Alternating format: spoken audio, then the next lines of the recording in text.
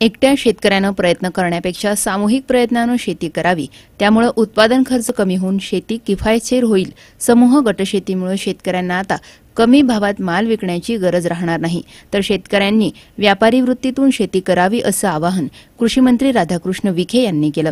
आत्मा योजनेअंतर्गत संगमनेर कृषी विभागातल्या शेतकरी समूह गटशेतीस चालना देण्यासाठी शेतकरी कार्यशाळेचं आयोजन करण्यात आलं होतं। याप्रसंगी ते बोलत होते।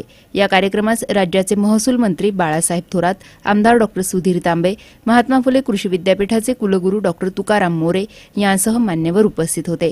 आत्मा योजनेअंतर्गत संगमनेर, अकोले, राहता तालुक्यातल्या शेतकऱ्यांना चांगला फायदा झाल्याचं मनोगत उपविभागीय कृषी अधिकारी सुधाकर बोराळे यांनी प्रास्ताविकातून स्पष्ट केलं।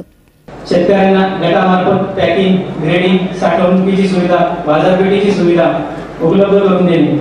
त्याचप्रमाणे सगळ्यात महत्त्वाचं म्हणजे आत्मा अंतर्गत आपण शेतकरी ग्राहक थेट विक्री व्यवस्था उपलब्ध करून देतोय आणि अशा थेट विक्री व्यवस्थेचं सबलीकरण करण्याचं कृषी विभागाचं धोरण आहे।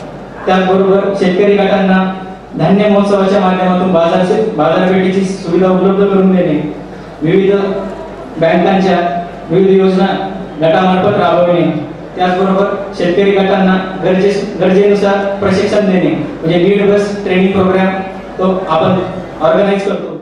शेतकऱ्याचा प्रवास सतत अडचणीतून होतोय, त्याला आधार देण्याची गरज असल्याचं प्रतिपादन आमदार डॉ सुधीर तांबे यांनी केलं। आता आपल्याला माहिती की सध्या दुष्काळ आहे आणि शेतकरी तसा नेहमीच अडचणीत असतो। कधी ओला दुष्काळ तर कधी सुका दुष्काळ, मध्येच गारा पडतात, मध्येच काय काय होत असतं। मी पाहिलं की शेतकरी जगात कुठेही जा तुम्ही, शेतकऱ्याचे दुःख हे खूप मोठं आहे आणि दुर्दैवाने शेतकऱ्याचं हे जीवनमान हे सुधारण्यासाठी जे एक सामुदायिक प्रयत्न व्हायला पाहिजे ते निश्चितपणाने आपल्याला अधिक मोठ्या प्रमाणात केलं पाहिजे। शेतकरी हा खऱ्या अर्थाने समाजाचा अन्नदाता आहे, राज्याचा, देशाचा तो अन्नदाता आहे। आज एवढ्या मोठ्या प्रमाणावर आपली लोकसंख्या होऊन सुद्धा आपल्याकडे धान्याची कोठार भरलेली आहे। 2 वर्ष सतत दुष्काळ असूनही धान्याची कोठार भरलेली आहे। केवढी मोठी प्रगती शेतीमध्ये आपण निश्चितपणाने केलेली आहे। जलसंधारणाशिवाय शेतकऱ्यांपुढे पर्याय नाही।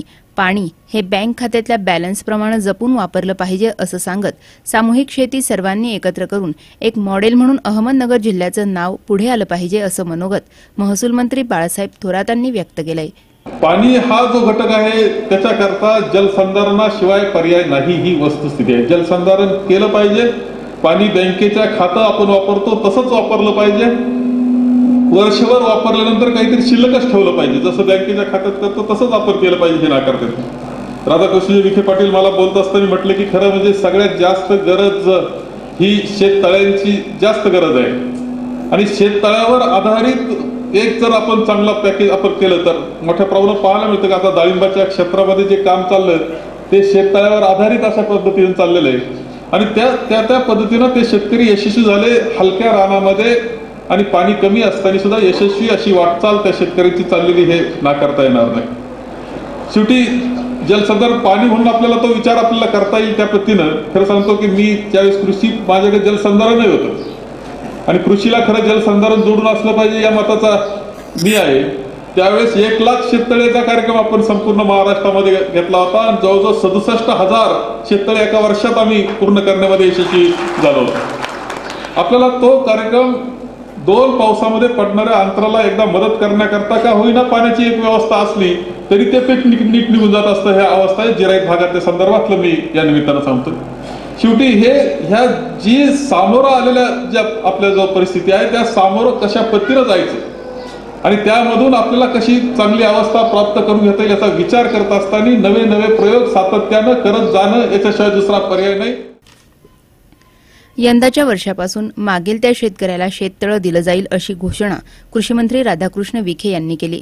त्याचबरोबर नव्या जुन्या शेततळ्यांना 75% अनुदानावर प्लास्टिक कागद देण्याची घोषणा याप्रसंगी कृषी मंत्री विखे यांनी केली। शेतीमालाचं उत्पादन जेव्हा शेतकरी बाजारामध्ये घेऊन येतो, एपीएमसी मध्ये घेऊन येतो त्यावेळी पडेल त्या भाव त्याला ते माल विकावा लागतो। पण आता हे सगळे दिवस संपलेले, ह्या वर्षापासून आपण ही सगळी प्रक्रिया आता पूर्णपणे बदलली।